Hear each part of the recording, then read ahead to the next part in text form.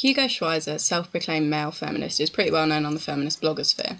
He's written for several sites like the Good Men Project, as well as being frequently published by sites like Jezebel, XOJ, the Huffington Post, the LA Times, the Guardian, etc. Let's start off with Hugo Schwyzer himself, because if you've not heard of him, you're probably wondering what he's done to earn such notoriety and hatred within feminist circles. Aside from blogging for several sites, Schwyzer is also a teacher at Pasadena City College, where he teaches gender studies and infamously a porn studies class. He's also written about his past history of alcohol and drug addiction and his mental health. He's been diagnosed at different times with personality disorders, and as well as being bipolar. To let you know why pretty much everyone hates Hugo Schwyzer, I'm going to give you a few examples which highlight his abusive and manipulative behaviour, and a massive trigger warning for these following examples. Schwyzer admits in his writing to trying to kill an ex-girlfriend who had been raped by her drug dealer he was in a sort of mood where he wanted to end her suffering. He also refers to her rape as having paid a debt. He later deleted the post from his blog, but have a Google and you'll find plenty of evidence. He wrote an incredibly creepy article about having to help his ex-wife remove her tampon, rather obviously getting off on the fact that she felt incredibly uncomfortable, powerless and embarrassed in this situation. And what's more, he didn't bother to check with her before he published an article detailing such, an intimate occurrence, which included possibly identifying details of her. He wrote an article in which he mocked the names of his East Asian students. In one article, he insists that he is not reinforcing stereotypes of Latinos or Middle Easterners as particularly hot-blooded and thus more prone to misogynistic fits of green-eyed rage, and then went on to pretty much reinforce and reinstate that stereotype. His predatory behaviour with his own students, he's openly admitted to sleeping with several of them.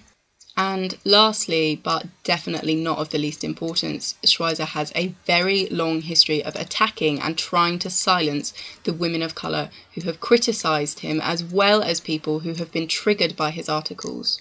And this is only a really brief summary of some of his appallingly racist, manipulative and abusive behaviours. Recently, things with Schwyzer seemed to come to a head when on August 1st he declared that he was going to quit the internet, and it's this very recent series of events which is what might have brought Hugo Schwyzer to your attention if you've never heard of him before.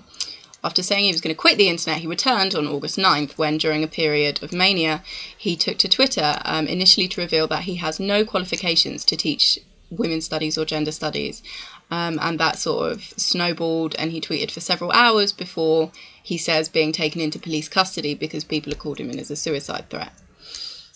I would also like to point out that it takes a special type of scumbag who, in the midst of flagellating himself for his manipulative and abusive behaviour, to still tweet, "Just please rethink takedown culture, please," i.e. I am chastising myself for being a scumbag, but I don't like people telling me off. I think it's really important at this point in the video, before we go any further, to discuss mental health, because a lot of you are probably watching and thinking that I'm being unnecessarily cruel and, attacking this poor sick man.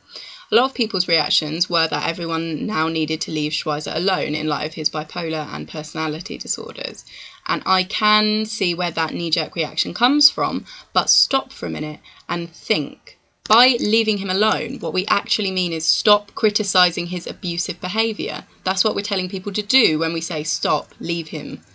What the sentence really says, to all the women Hugo has harmed and triggered and manipulated and bullied and abused, is stop talking about what happened to you. What we're saying is we care more about this guy's health than we care about your very real and hurtful abuse at his hands. As many people with personality disorders and bipolar have explained, mania doesn't create new, completely out-of-character behaviours, but rather it brings out existing behaviours and makes their occurrence more frequent. To try and use his mental health to end conversations about the damage he has wreaked is to derail a very necessary conversation about how and why this man was allowed to occupy women's spaces, and it also completely silences his victims, who have every right to talk about what he has done to them. And it is a really necessary and pressing question that we need to ask ourselves, which is, how did Hugo Schwyzer access feminist spaces? How did he manage to publish his incredibly creepy articles? How did he manage to trigger abuse victims and attack women of colour and talk over them and silence his, the people who criticised him for so long? And the answer here is that mainstream white feminism welcomed him into those spaces with open arms. I'm thinking specifically of sites like Jezebel, who have a history of publishing a lot of shitty articles. And these sites protected him, and they continued to publish his work in the face of criticism. And that is a betrayal to so many women, and it is another stain on the record of mainstream feminism, which has so consistently over the years trodden on women who aren't white, cis or middle class.